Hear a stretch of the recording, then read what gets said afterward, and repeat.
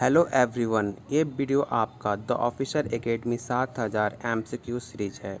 आज के वीडियो में हम देखेंगे फिजिक्स साइंस के क्वेश्चन। आज जो टॉपिक हम कवर करने वाले हैं आज का भौतिक राशियों एवं मात्रक और मापन से क्वेश्चन देखेंगे।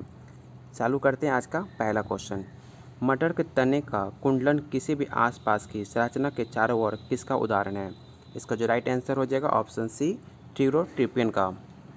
अगला क्वेश्चन कह रहा है केंद्र भिमुखी बल किसके लिए जिम्मेदार है? इसका जो राइट आंसर हो जाएगा वस्तु एवं वृत्ताकार पथ पर गतिमान रखना। यूडोमीटर का उपयोग कब किया जाता है? तो इसका जो राइट आंसर हो जाएगा ऑप्शन सी, बरसात की मात्रा नापने हेतु यूडोमीटर का उपयोग करते हैं। एक फेमोटोमीटर में कितने मीटर के बराबर होते हैं? तो 10⁻⁻15 आपका राइट आंसर हो जाएगा ऑप्शन सी। बैरोमीटर का प्रयोग निम्नलिखित में किसके मापन में होता है? इसका जो राइट आंसर हो जाएगा ऑप्शन डी, वायुमंडलीय दबाव। चलते हैं अपने अगले क्वेश्चन 5 पे। निम्नलिखित में कौन सा सही सुमेलित नहीं है?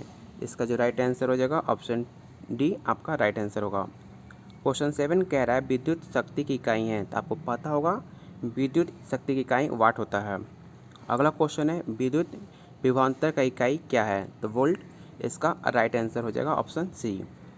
निम्न में से किस धातु का विद्युत चालकता सबसे अधिक है? तो रजत। इसका राइट आंसर हो जाएगा ऑप्शन बी। विद्युत धारा की इकाई क्या होती है? तो आपको पता होगा एम्पेयर। इसका राइट आंसर हो जाएगा ऑप्शन डी। ओम मात्रक डैश मापन का क्या होता है? इसका जो राइट आंसर हो जाएगा ऑप्शन ए आपका राइट आंसर होगा। क्वेश्चन 12 कह रहा है विद्युत धारा किस उपकरण से मापी जाती है? तो अमीटर से नापी जाती है विद्युत धारा। इसे याद रखिएगा, ऑप्शन बी आपका राइट आंसर होगा। क्वेश्चन 13 कह रहा है चालक की वैद्युत प्रतिरोध की इकाई क्या होती है? तो ओम होती है। ऑप्शन डी आपका राइट आंसर है। क्वेश्चन 14 अति सूक्ष्म वस्तुओं को देखने के लिए प्रयोग किए जाने वाले प्रकाशिक उपकरण क्या होता है? तो माइक्रोस्कोप होता है। हम छोटे कणों को देखने के लिए माइक्रोस्कोप का उपयोग करते हैं। क्वेश्चन 15 कह रहा है निम्न में कौन सी सदिश राशि नहीं है? तो गति। आपका राइट आंसर हो जाएगा ऑप्शन ए। प्रकाश वर्ष मात्रक है, तो दूरी का मात्रक है प्रकाश वर्ष। क्वेश्चन 17 कह रहा है प्रकाश वर्ष की इकाई क्या होती है? तो दूरी होती है। ऑप्शन डी आपका राइट आंसर होगा। प्रकाश वर्ष किससे संबंध रखता है? तो ऑप्शन सी आपका राइट आंसर होगा।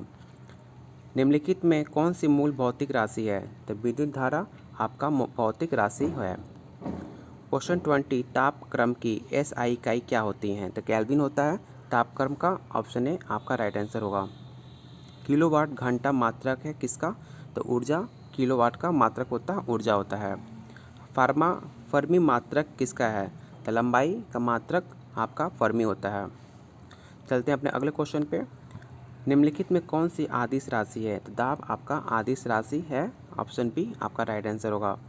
निम्नलिखित में किस राशि का मात्रक नहीं होता है? तो विकृति का कोई मात्रक राशि नहीं होता है। समुद्री दूरी किससे मापा जाता है? जैसे आप लोग याद रखिएगा नॉक्टिकल मील होता है, समुद्री मील नापा जाता है। 10 नैनोमीटर में कितने मीटर होंगे? तो 10⁻⁻8 आपका नैनोमीटर होता है। MKS पद्धति में बाल का मात्रक कितना होता है? तो न्यूटन। इसका आपको राइट आंसर हो जाएगा ऑप्शन सी। निम्नलिखित में कौन सी राशि आदिश है? इसका जो राइट आंसर हो जाएगा ऑप्शन ए आपका राइट आंसर होगा। एंगस्ट्रॉम इकाई किसकी है? तो तरंग दैर्घ्य का। आपका राइट आंसर हो जाएगा ऑप्शन ए। आवृत्ति को नापा जाता है तो हर्ज में नापा जाता है आवृत्ति को, इसे फ्रिक्वेंसी बोलते हैं। आर्द्रता किस उपकरण से मापी जाती है? तो हफ ओमीटर। आप लोग इसे याद रखिएगा। दाब की इकाई क्या होती है? तो आप सबको पता है न्यूटन प्रति वर्ग मीटर आपकी दाब की इकाई होती है। निम्नलिखित में कौन सी राशि सदिश नहीं है? तो आपको पता है आयतन आपका सदिश राशि नहीं है। एक माइक्रोन कितने के बराबर होता है? इसका जो राइट आंसर हो जाएगा ऑप्शन सी, 1/1000 मिलीमीटर होगा। एक पिकोग्राम बराबर किसके बराबर होता है? तो 10-12 ग्राम के बराबर होता है एक पिकोग्राम। ऑडियोमीटर क्या नापता है? तो ध्वनि की तीव्रता नापता है ऑडियोमीटर। अगला हम क्वेश्चन देखेंगे यांत्रिकी से। पहला क्वेश्चन है फुटबॉल के खेल में एक गोलकीपर फुटबॉल को गोल में पकड़ने के बाद अपने हाथों को पीछे की ओर खींचता है। यह गोलकीपर को किस प्रकार सक्षम बनाता है? तो स्वयं परिवर्तन की दर को कम करने में आपका राइट आंसर होगा। निम्नलिखित में किस ऊर्जा परिवर्तन में घर्षण बल शामिल होता है? तो गतिज ऊर्जा में ऊष्म ऊर्जा आपका राइट आंसर हो जाएगा। अगला क्वेश्चन कह रहा है, एक बस सीधे रास्ते पर चल रही है और अचानक दाईं और एक तेज मोड़ लेती है। बस में बैठे यात्री को क्या होगा? इसका जो राइट आंसर हो जाएगा ऑप्शन आपका सी राइट होगा, बाईं और झुक जाएंगे। क्वेश्चन 4 कह रहा है, एक संगीत कार्यक्रम में ऑर्केस्ट्रा बजाने से पहले एक सितार वादक तनाव को समायोजित करने की कोशिश करता है और स्ट्रिंग को उपयुक्त रूप से बांधता है। ऐसा करके वो क्या ठीक करने की कोशिश करता है? तो ध्वनि के आयाम को सही करने की कोशिश करता है। इसका जो राइट आंसर होगा, अन्य वाद्य यंत्रों की आवृत्ति के साथ सितार स्ट्रिंग की आवृत्ति सही करता है। आघात और प्रत्याघात के बल हमेशा समान और विपरीत दिशा में होते हैं। ऑप्शन सी आपका राइट आंसर होगा। क्वेश्चन 6 कह रहा है, एक कारखाने में 40 केजी कैल्शियम 2 घंटे में उत्पादित होता है। यदि करंट के प्रवाह की क्षमता 50% है तो 2 घंटे के लिए समान विद्युत प्रवाह से कितना एल्युमिनियम प्राप्त किया जा सकता है? इसका जो राइट आंसर हो जाएगा ऑप्शन सी 9 केजी। चलते हैं अपने अगले क्वेश्चन पे। कीड़े पानी की सतह पर बिना डूबे घूम सकते हैं। इसका जो राइट आंसर हो जाएगा, पानी की पृष्ठ तनाव के कारण आपका राइट आंसर होगा। क्वेश्चन 8 कह रहा है, वर्षा की बूंद में के गोलाकार होने के कारण क्या होता है? इसका जो राइट आंसर हो जाएगा ऑप्शन सी पृष्ठ तनाव। ऑप्शन सी आपका राइट आंसर होगा। सबसे ज़्यादा सयांता होती है तो शहद के अंदर होती है। ऑप्शन डी राइट आंसर है। क्वेश्चन 10 कह रहा है, सयांता का गुण अधिक पाया जाता है। बैरोमीटर की ऊंचाई से अचानक वृद्धि इंगित करती है अत्यंत शुष्क मौसम। ऑप्शन डी राइट आंसर है। क्वेश्चन 11 कह रहा है, दूध से क्रीम को अलग करने के लिए निम्नलिखित में किस तकनीक का उपयोग किया जा सकता है? आप सबको पता होगा, केंद्र प्रसरण इसका राइट आंसर होगा। Option A. चलती बस में जब चालक अचानक ब्रेक लगाता है तो यात्रियों को आगे धक्का लगता है। इसको समझाया जा सकता है न्यूटन की गति के पहले नियम से हम लोग ये समझ सकते हैं। क्वेश्चन 13 कह रहा है, पानी वाले बीकर में बर्फ़ का एक टुकड़ा तैर रहा है। जब पूरी बर्फ़ पिघल जाए, इसका जो राइट आंसर हो जाएगा ऑप्शन आपका बी, पानी का स्तर वही रहेगा। क्वेश्चन 14 कह रहा है, अधिक ऊंचाई पर उड़ने वाला एक हवाई जहाज के अंदर, इसका जो राइट आंसर होगा ऑप्शन डी, वायु पंपों के उपयोग से सामान्य वायुमंडलीय दबाव बनाए रखता है। क्वेश्चन 15 है, कंक्रीट की सड़क की तुलना में रेतीली सड़क पर चलना अधिक कठिन है क्योंकि रेत और पैरों के बीच घर्षण केकिट और पैरों के बीच घर्षण की तुलना में कम होती है। ऑप्शन डी आपका राइट आंसर होगा। किसी पत्थर को एक ढलान वाली सड़क पर ऊपर की ओर उठाने की तुलना में ऊपर की ओर लुढ़कना आसान होता है क्योंकि इसका जो राइट आंसर हो जाएगा ऑप्शन बी, पत्थर को लुढ़कने में किया गया कार्य और उसे उठाने में किए गए कार्य का पेच कम होता है। अगला क्वेश्चन कह रहा है, एक छोटी तरल बूंद का आकार गोलाकार क्यों होता है? तो इसका जो राइट आंसर हो जाएगा, पृष्ठ तनाव के कारण ऐसा होता है। ऑप्शन सी आपका राइट आंसर होगा। अगला क्वेश्चन कह रहा है, बरसात की बूंदों के गोल आकार होता है क्योंकि सतही तनाव के कारण बूंदों का गोल आकार होता है। एक हर्स पावर कितने के बराबर होता है? तो आपको सबको पता होगा 746 वाट इक्वल होता है एक हर्स पावर। छिपकली का पैर देश की तरह काम करता है। तो सक्शन पैड की तरह काम करता है छिपकली का पैर। क्वेश्चन 21 कह रहा है, बॉल बेयरिंग का उपयोग साइकिल, स्कूटर आदि में किया जाता है। पहिए और धुरी के बीच घर्षण कम करने के लिए बेयरिंग का यूज़ किया जाता है। क्वेश्चन 22, वॉशिंग मशीन के कार्यकारी सिद्धांत क्या है? तो अपकेंद्रण इसका राइट आंसर हो जाएगा ऑप्शन सी। एक चिड़िया एक तार के पिंजरे में बैठी है जो एक स्प्रिंग तुला से लटक रहा है। यदि चिड़िया पिंजरे के अंदर उड़ना शुरू करती है तो स्प्रिंग तुला की माप होगी। इसका जो राइट आंसर हो जाएगा ऑप्शन बी, इसका राइट आंसर होगा। क्वेश्चन 24 कह रहा है, एक क्षैतिज वृत्त में स्थिर चाल से घूम रहे पिंड के लिए निम्नलिखित में कौन सा स्थिर होगा? इसका जो राइट आंसर हो जाएगा ऑप्शन ई। यदि बल को न्यूटन में और दूसरे को मीटर में प्रदर्शित किया जाए तो किए के कार्य का प्रदर्शित किया जाएगा। तो जूल में प्रदर्शित किया जाएगा। ऑप्शन ए आपका राइट आंसर होगा। 1 किलोमीटर दूरी का तात्पर्य क्या होता है? तो 1000 मीटर आप सबको पता होगा। ऑप्शन सी इसका राइट आंसर होगा। पदार्थ का स्वयं मोमेंटम और वेग के अनुपात से कौन सी भौतिक राशि प्राप्त की जाती है? तो द्रव्यमान इसका राइट आंसर होगा। अगला क्वेश्चन है, बल गुणनफल है तो किसके गुणनफल है? इसका जो राइट आंसर हो जाएगा 28 का बी आपका राइट आंसर होगा। क्वेश्चन 29 कह रहा है, त्वरण ज्ञात करने का सही सूत्र कौन सा है? तो A equal to V minus U by T आपका राइट आंसर होगा। क्वेश्चन 30, किसी प्रक्षेप्य का पथ क्या होता है? तो इसका जो राइट आंसर हो जाएगा ऑप्शन बी इसका राइट आंसर होगा। पूर्णतः भारी हुई बोतल के पानी के घनीभूत हो जाने पर बोतल टूट जाती है, क्योंकि जम जाने पर पानी का आयतन बढ़ जाता है, इसके कारण टूट जाता है। क्वेश्चन 32 कह रहा है, नियत वेग से गतिशील ट्रेन में इंजन की ओर मुंह करके बैठा एक यात्री एक गेंद ऊपर की ओर उछालता है, गेंद वापस आएगी तो यात्री के हाथ में आएगी। इसे आप लोग याद रखिए, क्वेश्चन बहुत बार पूछा जा चुका है। आघात और प्रत्याघात के बल हमेशा समान और विपरीत दिशा में ही होते हैं। ऑप्शन सी इसका राइट आंसर होगा। अगला क्वेश्चन है, किसी सिलाई मशीन की सुई की गति क्या होती है? तो आवर्ती इसका राइट आंसर हो जाएगा ऑप्शन ए। पानी का घनत्व किस ताप पर अधिकतम होता है? तो 4 डिग्री सेल्सियस पे पानी का घनत्व सबसे ज़्यादा होता है। क्वेश्चन 36 कह रहा है, बिजली का बल्ब फर्श पर गिरने पर टूट जाता है, परंतु गलीचे पर गिरने पर नहीं टूटता, क्योंकि फर्श पर बल्ब के आवेग में परिवर्तन अधिक होता है। ऑप्शन बी इसका राइट आंसर हो जाएगा। क्वेश्चन 37 कह रहा है, 5 किलोग्राम के द्रव्यमान को टेबल पर खींचने पर एक कमानीदार तराजू पर 20 न्यूटन का पठन आता है। इस द्रव्यमान द्वारा कमानीदार तराजू पर लगने वाला बल का परिमाण क्या होगा? तो इसका जो राइट आंसर हो जाएगा ऑप्शन 20 न्यूटन इसका राइट आंसर होगा। क्वेश्चन अगला कह रहा है, यदि किसी गतिशील वस्तु पर लगने वाला सभी बलों का योग शून्य हो तो वस्तु समरूप गति से चलती रहेगी। ऑप्शन डी इसका राइट आंसर होगा। चलते हैं अपने अगले क्वेश्चन पे। एक खिलाड़ी अचानक छलांग लगाने की अपेक्षा कुछ दूर से दौड़ता हुआ आकर ज़्यादा लंबी छलांग लगा पाता है, इसका कारण क्या है? तो इसका जो रीजन हो जाएगा गतिमान अवस्था की जड़ता, आपका राइट आंसर हो जाएगा। एक शिकारी दूर किसी ब्रिज पर बैठे एक बंदर पर निशाना साधता है। जैसे ही गोली बंदूक से छूटती है वैसे ही बंदूक डाल पर सीधा ऊर्ध्व दिशा की नीचे ओर गिर जाता है, तो बंदूक की गोली बंदर को लगेगी। आपका राइट आंसर हो जाएगा ऑप्शन ए। अगला क्वेश्चन है, यदि वायुमंडलीय दबाव कम हो जाता है तो वाष्प प्रत्सर्जन की दर में कोई बदलाव देखने को नहीं मिलता है। आपका ऑप्शन सी राइट आंसर होगा। अगला जो टॉपिक हम देखेंगे, साउंड एंड तरंग गति। तो पहला क्वेश्चन, धन चुंबक के केंद्र में चुंबकत्व होता है, तो शून्य होता है। ऑप्शन ए आपका राइट आंसर होगा। क्वेश्चन 2 कह रहा है, ध्वनि की तीक्ष्णता किसके द्वारा निर्धारित की जाती है? इसका जो राइट आंसर हो जाएगा ऑप्शन ई इसका राइट आंसर होगा। क्वेश्चन 3 कह रहा है, एक सेकेंड दोलक का रॉकेट में माउंट किया गया, इसका दोलक काल घटेगा यदि रॉकेट ऊपर की ओर समान वेग वृद्धि से अगर बढ़ता है तो। क्वेश्चन 4 कह रहा है, पेंडुलम घड़ी का समयावधि दोलन काल होती है, तो 2 सेकेंड इसका राइट आंसर होगा ऑप्शन बी। क्वेश्चन 5 कह रहा है, निम्नलिखित किरणों तरंगों में किसका उपयोग किया जाता है?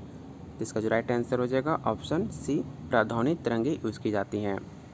अगला क्वेश्चन कह रहा है, रेडियोथेरेपी का अल्फा विकिरण का उपयोग नहीं किया जाता है क्योंकि ये लागत प्रभावी नहीं होता है। क्वेश्चन 7, निम्नलिखित में किसके द्वारा एक पुरानी लिखी गई धुंधली सामग्री आसानी से पढ़ी जा सकती है? तो IRN किरण के द्वारा आसानी से पढ़ी जाती है। अगला क्वेश्चन कह रहा है, विद्युत चुंबकीय तरंगों का वेग कितना होता है? तो 3 × 10⁻8 ms होता है। क्वेश्चन 9 कह रहा है, लोलक की कालावधि कितने तक होती है? तो लंबाई के ऊपर निर्भर करता है लोलक की कालावधि।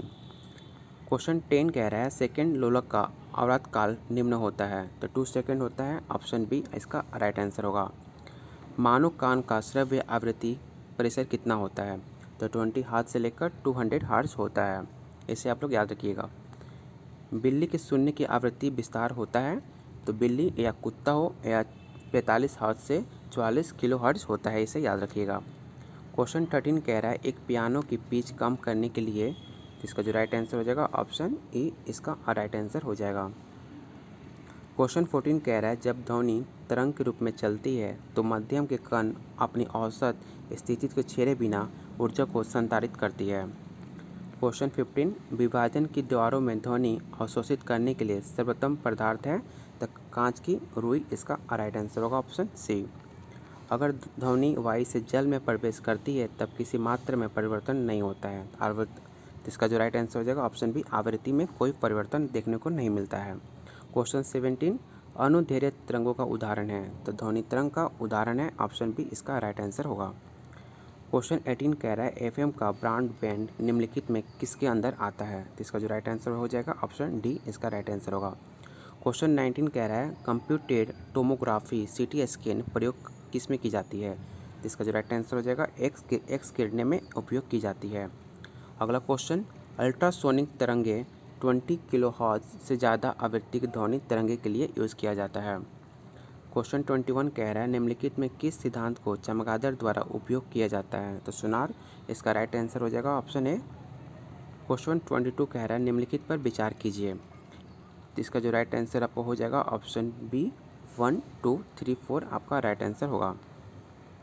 अगला क्वेश्चन कह रहा है MIR मशीन में किस प्रकार की तरंग का उपयोग किया जाता है। इसका जो राइट आंसर हो जाएगा चुंबकीय तरंग का यूज किया जाता है, ऑप्शन डी राइट आंसर होगा। अगला क्वेश्चन कह रहा है वायु में ध्वनि तरंग होती है तो अनुदैर्ध्य होती है, इसका राइट आंसर होगा। निम्नलिखित में किस हर्ट्ज में मापा जाता है। तो आवृत्ति में मापा जाता है। अगला क्वेश्चन है एक सूक्ष्म तरंग आवन में निम्नलिखित में कौन सा उत्सर्जन का स्रोत है। तो इसका जो राइट आंसर देखने को मिलता है मैग्नेट्रॉन आपका राइट आंसर होगा। क्वेश्चन 27 ध्वनि चित्रण सोनोग्राफी में कौन सी तरंगों का प्रयोग किया जाता है। तो इसका जो राइट आंसर हो जाएगा ऑप्शन बी प्रावधानिक तरंगे यूज़ किया जाता है। ध्वनि सचरण नहीं कर सकती है तो निर्वात में आपका साउंड ट्रेवल नहीं करती है आपका निर्वात में। चलते हैं अपने अगले क्वेश्चन पे। दो उत्तरोत्तर स्थिरांक सक्सेसिव क्रैश अथवा दो उत्तरोत्तर ग्रत सक्सेसिव ट्रॉट्स के बीच की दूरी को क्या कहते हैं। इसका जो राइट आंसर हो जाएगा ऑप्शन बी तरंग दैर्ध्य कहते हैं। साउंड को वायु में वेग अनुमानतन कितना होता है। तो 330 मीटर सेकेंड होता है। क्वेश्चन 31 कह रहा है 100 डेसिबल ध्वनि का प्रबलता स्तर संगत होगा। इसका जो राइट आंसर हो जाएगा ऑप्शन डी एक मशीन शॉप से आने वाला शोरगुल के कंपेयर में। क्वेश्चन 32 कह रहा है आधुनिक टेलीफोन उपयोग करता है रेडियो तरंगों का यूज़ किया जाता है, ऑप्शन ए आपका राइट आंसर होगा। अगला हम जो टॉपिक देखेंगे ऊष्मा एवं तापमान से पहला क्वेश्चन निम्न में कौन सा परम शून्य तापमान का प्रतिनिधित्व करता है। इसका जो राइट आंसर हो जाएगा ऑप्शन डी -273.50 डिग्री सेल्सियस। चलते हैं अपने अगले क्वेश्चन पे। अगला क्वेश्चन कह रहा है उच्च तापमान को अधिक दूरी से नापने के लिए उपयोग किए जाने वाला उपकरण कौन है। तो पायरोमीटर आपका राइट आंसर हो जाएगा। अगला क्वेश्चन है एक बल्ब 100 वाट या 200 वाट 160 वाट बिजली की आपूर्ति से जुड़ा है तो बिजली की खपत क्या होगी। इसका जो राइट आंसर हो जाएगा ऑप्शन डी 100 वाट आपकी खपत होगी। बिजली की स्थिति के ताप तत्वों को निर्माण करने के लिए प्रयुक्त धातु नाइक्रोम होता है, ऑप्शन सी राइट आंसर होगा। एक संवाहक तापक्रम परिवर्तन के कारण इसमें विभव परिवर्तन होता है, इस घटना को क्या कहते हैं। तो थॉम्सन प्रभाव कहते हैं, ऑप्शन ए राइट आंसर होगा। किस नियम के अनुसार समान ताप और दाब पर सभी गैसों के निश्चित आयतन में अणुओं की संख्या समान होती है। तो इसका जो राइट आंसर हो जाएगा ऑप्शन डी। चलते अपने अगले क्वेश्चन पे।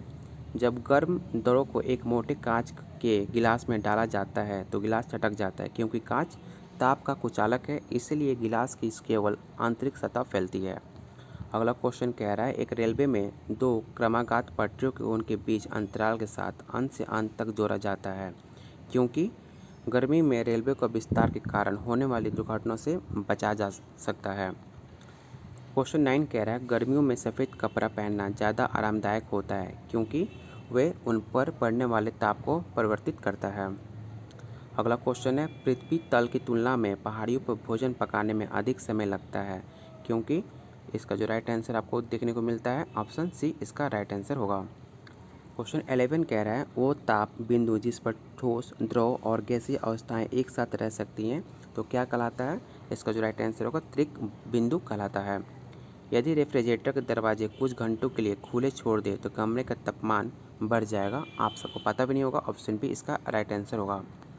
प्रेशर कुकर में खाना जल्दी पक जाता है क्योंकि। इसका जो राइट आंसर हो जाएगा ऑप्शन बी उच्च दाब के कारण पानी उच्चतम तापमान पर उबलने लगता है, इसलिए जल्दी कुकर में खाना पक जाता है। क्वेश्चन 14 कह रहा है एक पंखा गर्मी के मौसम में आराम की अनुभूति पैदा करता है क्योंकि हमारा पसीना तेज़ी से वाष्पित हो जाता है, ऑप्शन डी इसका राइट आंसर होगा। चलते हैं अपने अगले क्वेश्चन पे। देश के कारण पानी एक उत्कृष्ट शीतलन कारक है तो उच्च विशिष्ट ऊष्मा आपका राइट आंसर हो जाएगा। क्वेश्चन 16 कह रहा है एक सुचालक को दूसरे चार्ज किए गए सुचालक के पास लाकर बिना संपर्क बनाए चार्ज करने की प्रक्रिया क्या कहलाती है। तो आपका आंसर हो जाएगा ऑप्शन ए प्रेरण, आपका राइट आंसर होगा। बहुत ठंड के मौसम में पानी का जलीय जीवन संरक्षित करने में मकसद क्या होता है।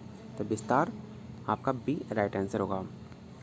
यदि एक फुलाया हुआ गुब्बारा जलते बल्ब के पास लाया जाता है तो फट जाता है क्योंकि गुब्बारे के अंदर हवा गर्म हो जाती है और गुब्बारे की भीतरी दीवार पर दबाव बढ़ा देती है।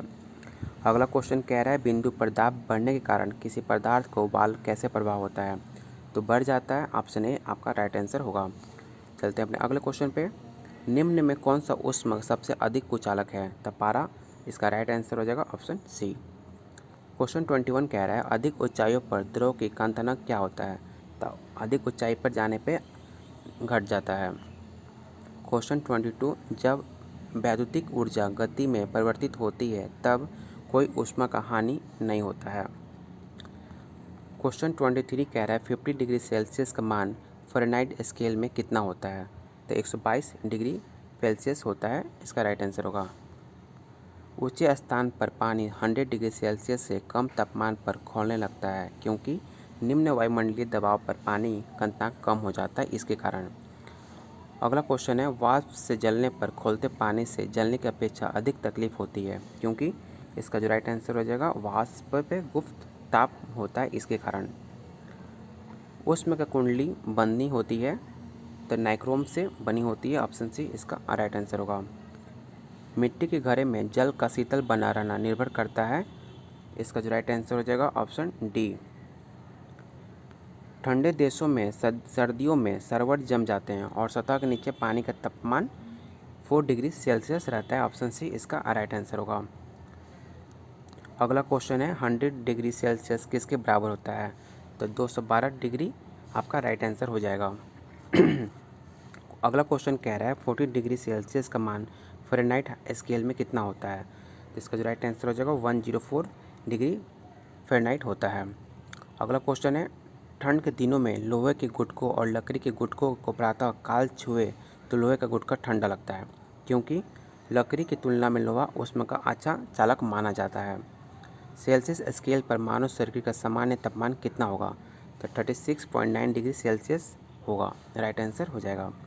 संघनन क्या है। तो वाष्प का द्रव में परिवर्तन ही संघनन कहलाता है, ऑप्शन सी आपको राइट आंसर होगा। वो तापक्रम जिस पर फ़ारेनहाइट एवं सेंटीग्रेड दोनों स्केलों के मान समान होते हैं। तो -40 डिग्री सेल्सियस में आप दोनों एक बराबर ही होता है। अगला क्वेश्चन है किस तापमान पर सेल्सियस और फ़ारेनहाइट पैमाने मेल खाते हैं। तो ऑप्शन सी आपका राइट आंसर होगा 40 डिग्री सेल्सियस। अगला क्वेश्चन है स्टीम इंजन कैसे चलता है। तो ऊष्मा से चलता है, आप सबको पता होगा, ऑप्शन बी इसका राइट आंसर हो जाएगा। अगला क्वेश्चन है वातानुकूल यंत्र से किस कारण ठंडक होती है। तो इसका जो राइट आंसर हो जाएगा ऑप्शन ए गैस के दबाव दबाने एवं मुक्त करने से। इस वीडियो में हम लोग यहीं तक रहने देते हैं। अगला वीडियो में हम देखेंगे प्रकाश से क्वेश्चन और इसके जितने फिजिक्स से क्वेश्चन बन सकते हैं उस अगले वीडियो में हम सारे क्वेश्चन कवर करेंगे। अगर अभी तक आपने इस वीडियो को लाइक नहीं किया तो प्लीज़ वीडियो को लाइक और अपने फ्रेंड के साथ शेयर जरूर कीजिए। जो ये पेड सीरीज़ खरीद नहीं सकते उनके साथ ज़रूर शेयर कीजिएगा। अगर अभी तक आपने भी चैनल को सब्सक्राइब नहीं किया है तो प्लीज़ चैनल को सब्सक्राइब भी कीजिए और अपने फ्रेंड के साथ जितना हो सके उनके साथ शेयर कीजिए। अब मिलते हैं बहुत जल्द अगले क्लास में।